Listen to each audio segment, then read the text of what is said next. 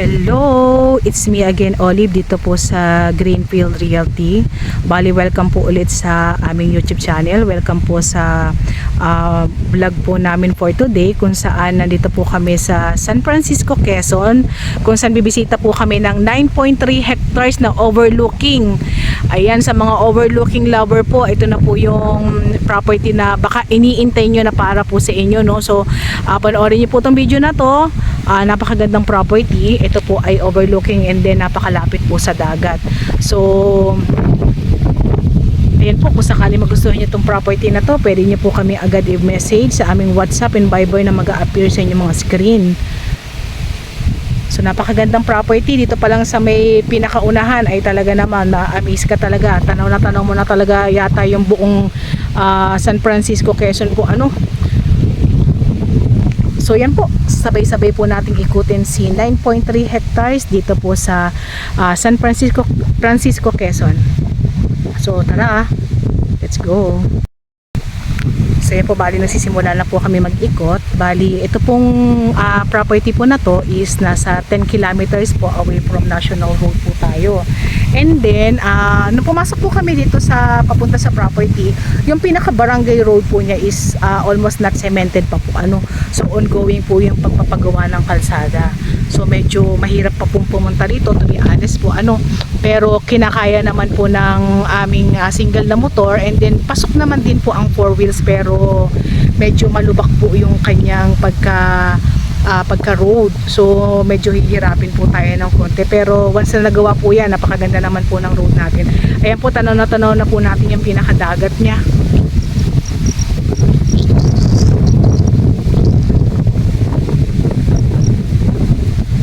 Gandang property.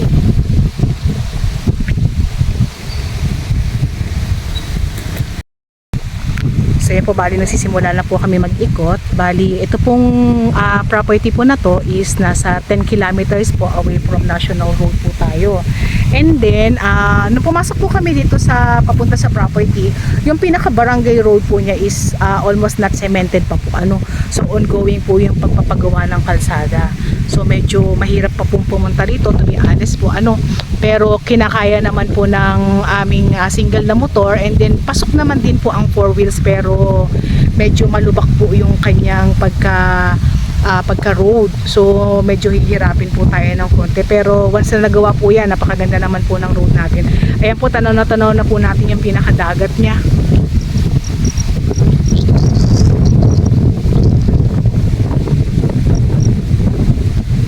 Gandang property.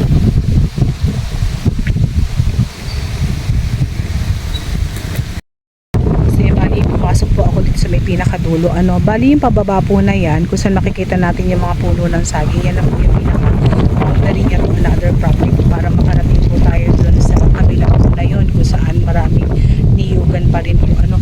So hanggang dito lang po yung pinaka-property natin. Ayan, so nandun po sa pinakaloob na yung pinakasapa niya. Ayan, so zoom na lang natin.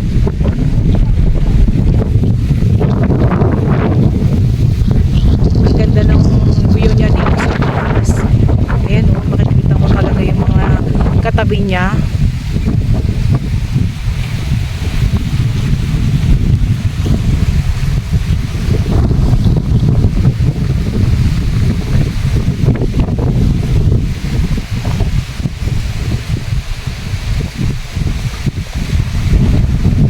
So nagmotor po kami dito sa may loob ng property. Ayan, kayang-kaya naman ng motor, kayang-kaya ikutin. So napakaganda mag-rides dito sa may pinakaloob.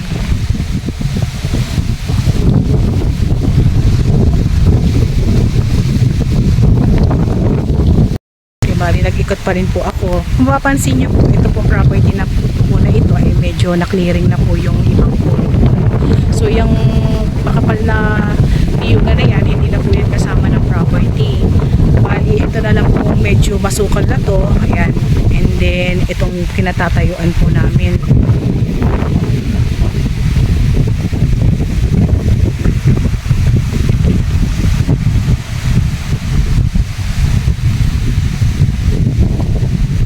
So tara, lapit tayo ng konti dito para makita natin yung ibang view. Bali, explain ko lang po dito sa property po na to. tayo po ay magkakaroon ng 1 kilometer na right of way na manggagaling po dun sa may unahan, which is yun din po ay pag-aari po ng magkakapatid. Ito po kasi ay nasa kabuuan ng 60 hectares. So si 60 hectares po is sinubdivide na po siya, so hinati-hati na po ng magkakapatid. So ito pong nasa unahan is pag-aari po ng isang kapatid, and then ito pong pangalawa, ito nga po yung binebenta nila sa ngayon na pag-aari din po nung isa sa magkakapatid. So sa ngayon ito pa lang po naman yung binebenta. And then about naman po sa right of way, sinabi naman po nila na pag-uusapan yun kasi still pag-aari pa lang po naman nila itong buong property na to, so wala pa naman po nabebenta. So magkakaroon po tayo ng assurance about sa right of way, nasa pag-uusap na daw po iyon. Pwede po nating bilhin or pwede magkaroon po tayo ng kasulatan. So medyo mahaba po yung right of way po natin, to be honest po.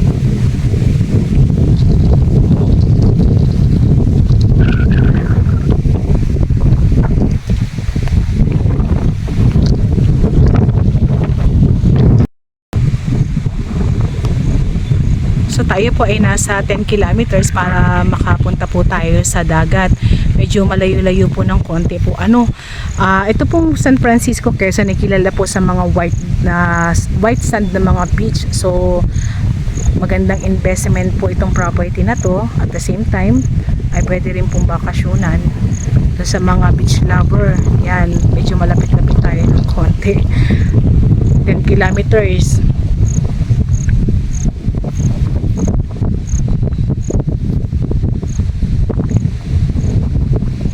Ang ganda ng view.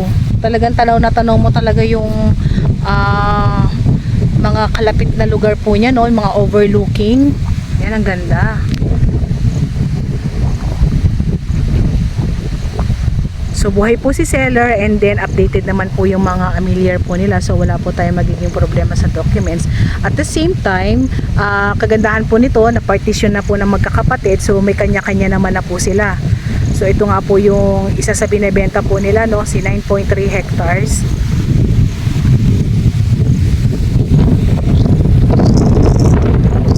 Sarap ng hangin.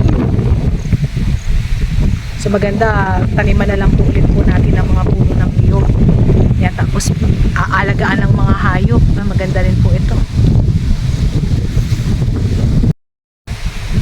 So ang niyog po natin ay maglalaro na lang po sa nasa 500 po, so medyo konti na lang po siya, kasi nga po ito po ay na-clearing. Ayan po yung mga pinutol na po na niyog, so medyo may kataasan na rin po yung ibang niyog. Ayan, so ma-advise ko po, dyan po tayo ulit ng bago. Lakas ng hangin, ganda.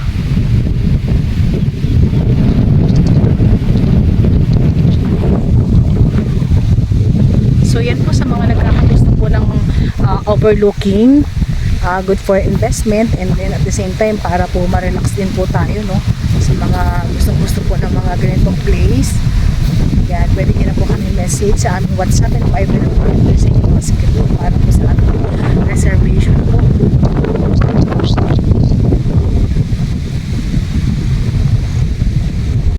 Ipakita ko lang po sa inyo yung pinaka right of way po sa ngayon na dinadaanan po ng mga taga dito. So kagaya na sabi ko, yun pong property na yun na hindi na po kabilang po dito sa property na binablog po namin. So ang mangyayari po talaga, magkakaroon po tayo lagi ng right of way kasi marami pa pong property na nakalocate doon po sa may pinakalikod. So dito at dito pa rin po sila dadaan. So talagang kailangan po talaga magkaroon ng right of way para po sa mga nasa likod na may pag-aari po dun sa may likod ng property po. So sa ngayon po, ayan po yung mga dinadaanan po natin papunta po dito. Kaya naman pong pasukin ng 4 wheels, motor, ayan, kasi napaka-gradual naman po ng pagka-slope niya, ng pagka-overlooking po niya. So kaya naman po ng 4 wheels, kaya pong ikutin.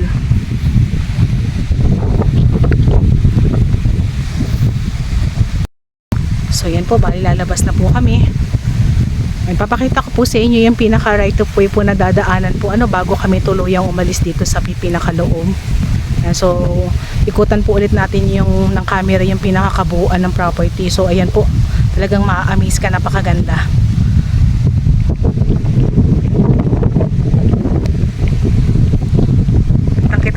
yung mga kalapit niya. Ganda.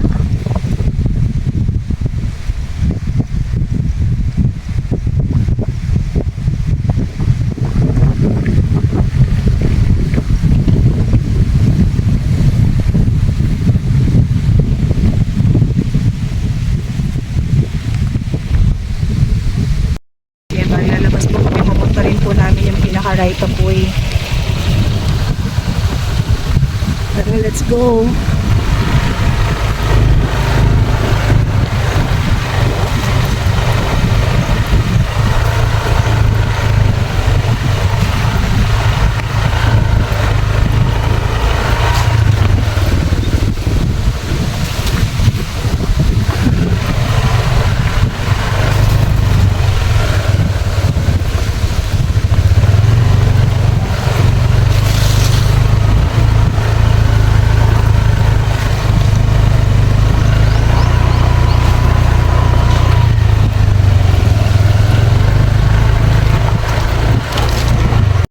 So yan, bali nakalabas na po kami ng pinaka-property. Bali ito po yung pinaka-right of way po na dinaanan po namin hanggang dun sa may property po na binisita natin na 9.3 hectares. So ito na po yung pinaka-road niya, and then kagaya po na sabi ko, medyo mahirap po siyang daanin ngayon kasi talagang naman napakalubak ng pinaka-kalsada. Ito po ay barangay road po Ayan, so lahat po ng property dito almost mga overlooking siya. So ayan, may mga bahay naman po, and then niyugan. Ayan po yung mga katabi niya. So hindi pa rin po masyadong malapad yung pinaka-road natin, and then marami siyang nagdadaan pa nga yung mga kabayo na dala-dala po yung mga nilukad. So ganito po yung pinaka-itsura po ng property sa lugar na ito. So yan po, isang magandang property na naman yung nabisita natin for today dito sa San Francisco, Quezon. So by the way, it's me again, Olive, your site locator, and then kung sakali po meron po akong hindi nabanggit dito sa may property about sa details po, meron po kami description sa baba, so pakiclick na lang din po yun.